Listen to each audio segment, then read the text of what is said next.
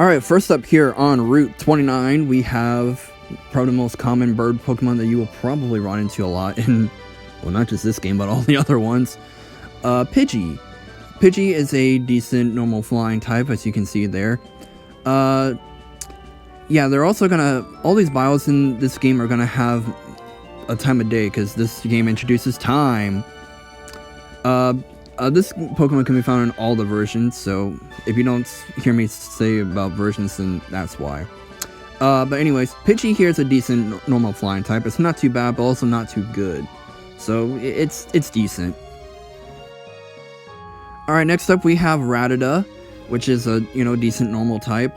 I'm actually kind of scared to death of it in its evolved form.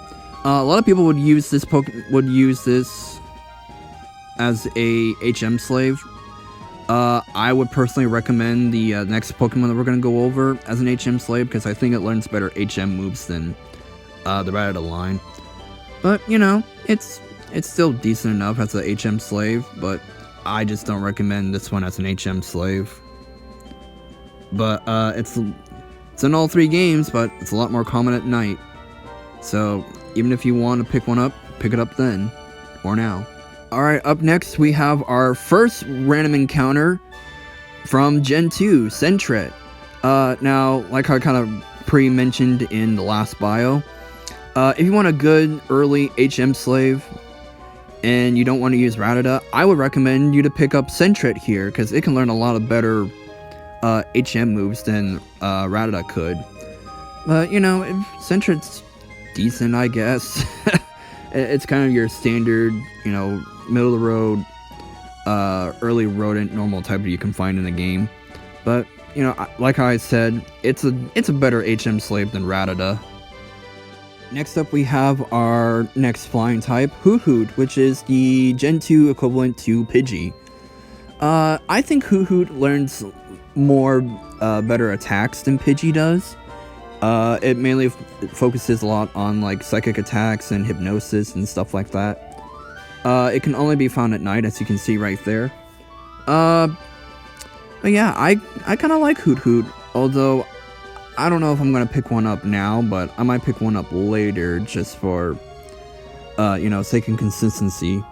But yeah, it's a decent normal flying type when it's a lot of psychic attacks, so if you want something like that, have at it. And last up we have Hoppip, which is a grass and flying type. Kind of an unusual type, but and speaking of its type, it's quad weak to ice, so that's a major thing you have to get around. But there aren't too many ice types in this game, at least not now. You can only get this in Crystal right now, but it can be found in the other games later. This Pokemon's really not worth going after, at least not right now. All it knows is Splash, which is the most useful move in the game. Which, if you raise a Magikarp before, you know what Splash does. But, yeah, if you want one, don't catch it now. Alright, first up here on Route 46, we have our next normal flying type, Spearow. Now, I used Spearow in the last Let's Play, for Pokemon. I think it is better than Pidgey, as in it's faster and more aggressive. If you want a more faster and aggressive bird Pokemon, and, you don't want Pidgey. Now, it does have its perks and, and quirks, but I think it's, like I said, it is better. So yeah, if you want one, then why not? Have at it. Pick one up. I think you'll have a great time with it. Next up, we have Jigglypuff. Now, you can only find this Pokemon on this route in Gold and Silver. It is in Crystal, so if you're playing Crystal like me, you'll be able to encounter it later. I will make note of that, of when you're able to encounter it in Crystal. But, as a Pokemon itself, if you're playing Gold and Silver, it's a decent Pokemon. It's has a lot of HP and, well, kind of decent-ish defenses, but, it's decent for what it is. A lot of people, like it because of the anime, but yeah, it's decent. Up next, we have Geodude, which is a rock and ground type. It's a pretty decent Pokemon in terms of its defenses. Whether it's physical defense, so it can take hits pretty damn good. but looking at its typing, yeah, not so much. It has a lot of weaknesses, with 2 of them being quad weaknesses of water and grass. So, I mean, it's decent for, I guess, going up against the first gym leader, but after that, I really wouldn't recommend it. And last up, really rare and only in the morning, and only in Crystal, at least on this route, we have Phanpy. Now, if you want a really good ground type, I kind of would actually recommend you to pick one of these guys up. They're really rare, about 5% I would say. But yeah, if you want a really good, decent ground type, I would actually recommend you go after this guy. But yeah, I mean, if you want a better ground type later, you can do that. But I recommend you pick one of these guys up. You want a good, decent ground type. And yeah, even though I kind of like it, I'm not gonna get one myself. Alright, we have a short little laundry list of Pokemon to go over here on this route. So first off, we have Caterpie.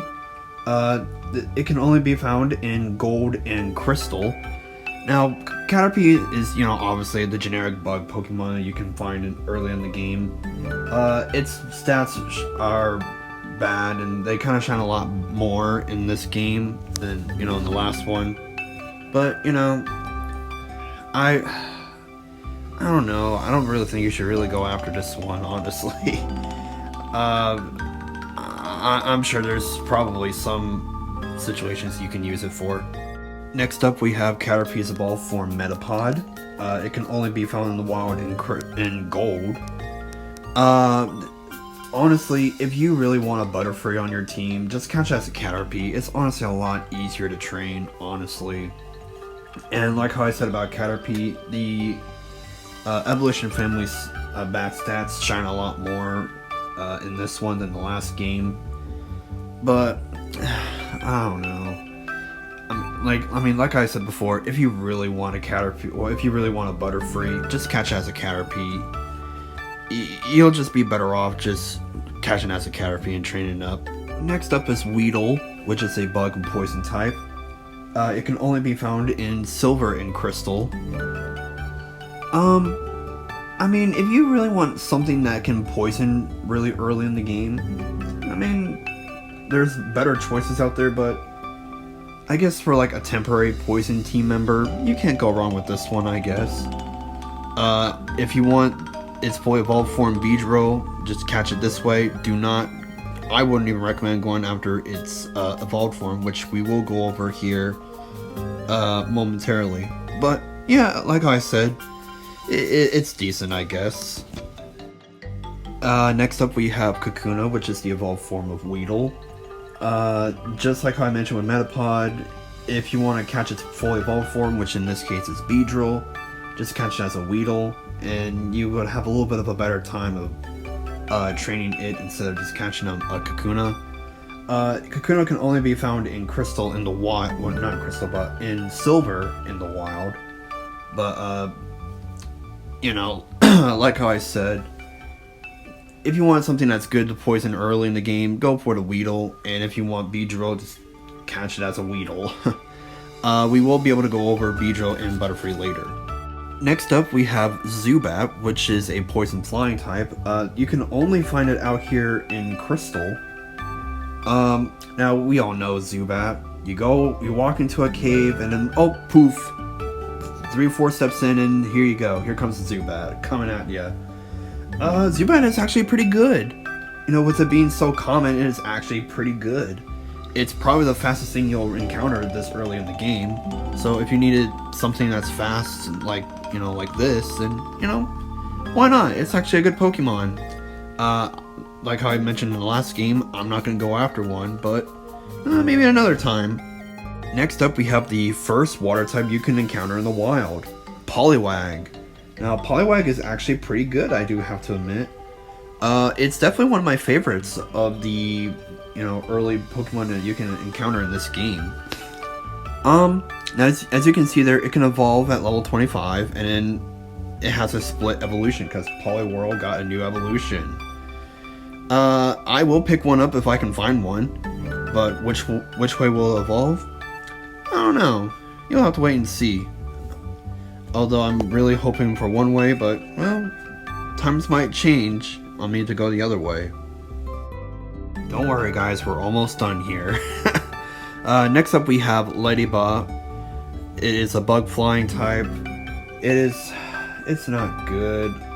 I mean, it's really not one of those, it's not good. It's the suckiest suck that ever sucked. I wouldn't even recommend it. I mean, I guess if you really wanted it, you can really go after it just to complete your Pokédex if you really wanted to.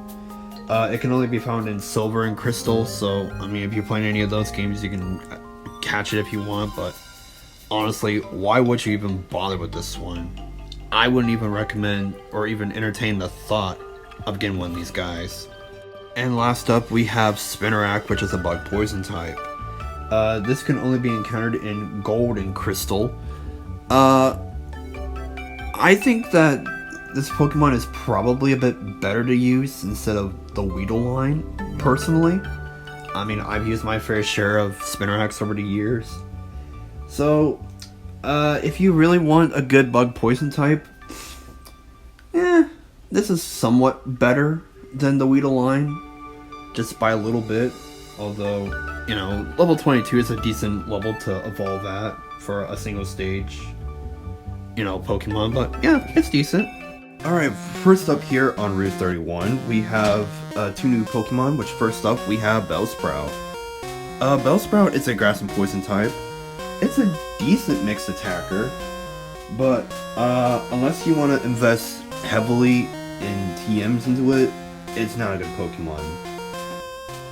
But I kind of do recommend you to pick one of these guys up even if you have a Chikorita.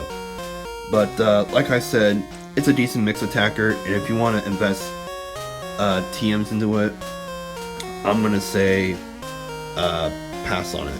But pick one up if you have a Chikorita. And last up we have Gastly, which is our first Ghost-type Pokemon. It can only be found at night, as you can see on there, and only in Crystal. Gastly is a very good special attacker. If you need something that's really good for the special attacking field, I highly recommend it. Now, of course, when you get it to its next stage, you're gonna have to find someone to trade. I'm not gonna pick one of these guys up, because I've used them too much, you know, over the years.